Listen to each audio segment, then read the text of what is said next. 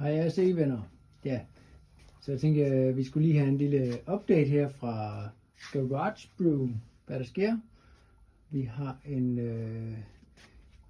American IPA kørende her. Den skal snart flaskes om 4-5 dage. Den står med en masse humle i her. Står og bliver rigtig lækker bitter, som nogle af os kan lide. Ikke Torben? Ja, og så den anden dag, der har vi lige sat en Belgian Pale Ale over.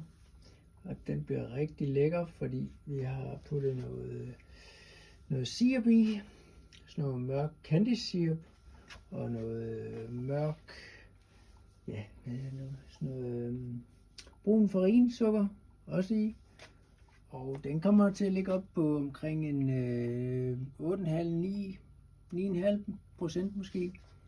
Ja, disse to der, de står og hygger sig rigtig godt. Så dem skal vi nok få smagt på. Så har vi lige noget stout stående her, som var flasket for noget tid siden. Og vi har faktisk lige en her, som er en klar flaske, og den er lækker sort. Den smager super godt, og den kommer til at smage endnu bedre, jo længere tid der går. Så har vi jo en Australian Pale Ale.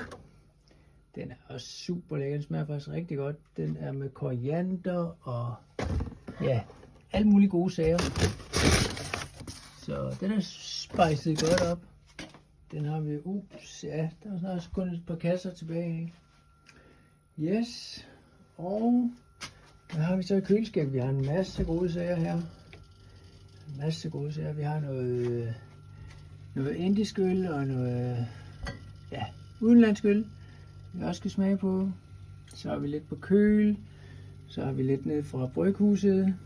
Det gode menneske, ja, det er jo også.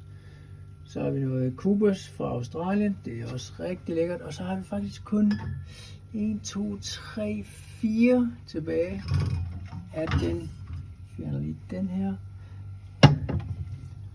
Den her Jazzy. Den IPA, den er super lækker. Den skal vi altså brygge nu mere af. Så, og så har vi kun 3 stykker tilbage af RC-drengene.